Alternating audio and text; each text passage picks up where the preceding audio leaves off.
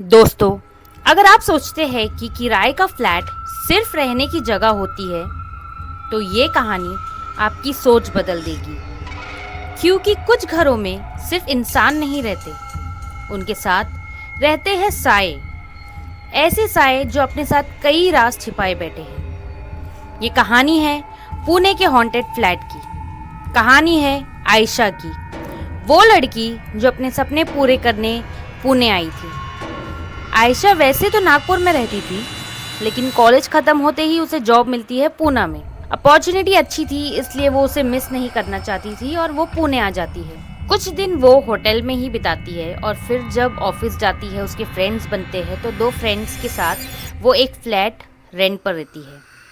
रिया और स्तुति, ये उसके 2 फ्रेंड्स थे। फ्लैट काफ़ी पुराना था, क्योंकि वो लोग अभी अभी ऑफिस नहीं ज्वाइन करे थे और उनका इतना बजट भी नहीं था, इसलिए वो लोग वही पुराना फ्लैट जिसका बजट कम था वो रेंट पर ले लेते हैं। पहली रात ही उन्हें कुछ आवाज़ सुनाई देती है, लेकिन वो तीनों हंसते हुए टाल देते हैं। कुछ दिन बाद वो तीनों एक मेड रखते हैं जो खाना बनाए।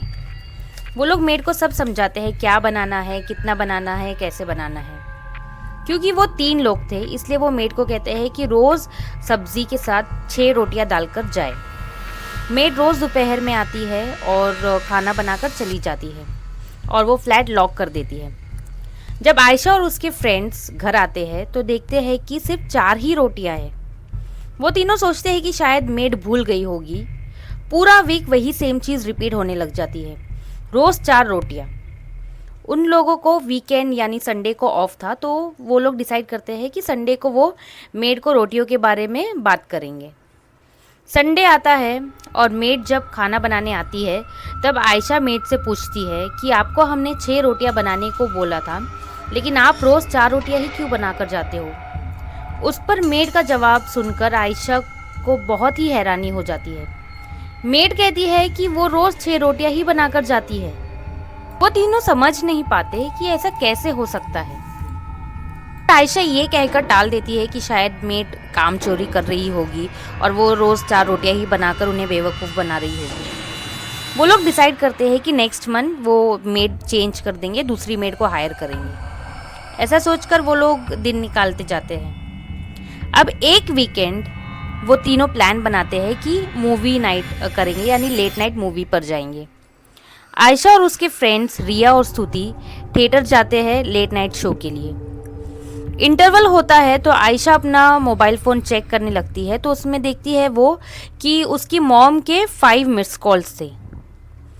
थिएटर में अंदर जाने से पहले मोबाइल साइलेंट कर कर जाना पड़ता है, इसलिए आयशा ने अपना फ़ोन जो है वो साइलेंट पर रख दिया था। अब मॉम के 5 कॉल्स देखकर उसे घबराहट होती है और वो मॉम को कॉल बैक करती है। उसकी मॉम कहती है कि उसे कुछ काम था, इसलिए उसने कॉल किया था। तो फिर आयशा बताती है कि वो अपने फ्रेंड्स के साथ लेट नाइट मूवी के लिए आई है। तब उसकी मॉम कहते हैं कि हाँ, मुझे तो ये बात पता है कि आयशा और वो उसके फ्रेंड्स जो है वो मूवी के लिए आए हैं।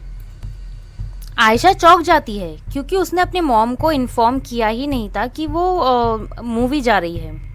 आयशा उसकी मॉम को पूछती है कि आपको कैसे पता चला कि हम लोग मूवी के लिए आए हैं। उसकी मॉम का जवाब सुनकर आयशा का फेस जो है वो सफ़ेद पड़ जाता है। वो कहती है कि उन्होंने उसके जो फ्लैट है उसके लैंडलाइन नंबर पर कॉल किया था और किसी लड़की ने फ़ोन उठाया और उसने बताया कि आयशा उसके फ्रेंड्स के साथ मूवी देखने गई है। जब आयशा ये बात रिया और स्तुति को बताती है तो वो लोग भी डर जाते हैं।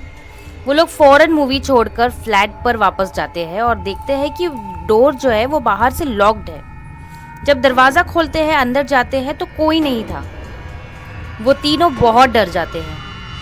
कुछ देर बाद जब रिया वॉशरूम जाती है फ्रेश होने के लिए, तो उसे मिरर पर किसी की परछाई दिखती है। अब ये लोग इतना घबरा जाते हैं कि वो लोग डिसाइड करते हैं कि वो लोग अब इस फ्लैट में नहीं रहेंगे। जब वो लोग सामान पैक करने लगते हैं जल्दी जल्दी में, तब कबर्ड के पीछे से उन्हें एक डायरी मिलती है। आयशा उसके फ्रेंड्स रिया और स्तुति को पूछती है कि ये उनमें से किसी की डायरी है क्या, तो वो लोग तो मना कर देते हैं। लेकिन अजीब बात ये थी कि जब वो लोग इस फ्लैट में शिफ्ट हुए थे, तब उन्होंने पूरा फ्लैट साफ़ किया था और तब ये डायरी वहाँ नहीं थी।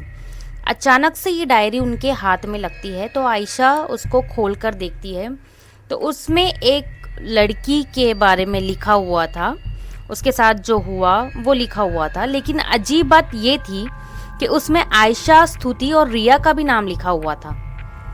ये पढ़कर उन तीनों के पैरों के नीचे से ज़मीन निकल जाती है और वो तीनों डिसाइड करते हैं कि अब वो बिल्कुल वहाँ नहीं रुकेंगे और वो भागकर अपना सामान लेकर एक होटल में रुकने चले जाते हैं। लेकिन आयशा से एक गलती हो जाती है, वो अपने साथ उस डायरी को अपने सामान में लेकर आ जाती है। तो क्या लिखा था उस डायरी में और क्या हुआ आगे उन तीनों के साथ, देखिए हमारे नेक्स्ट वीडियो में। और अगर आपको ये स्टोरी अच्छी लगी हो तो सब्सक्राइब ज़रूर करना और पार्ट 2 चाहिए तो कमेंट में ज़रूर बताना।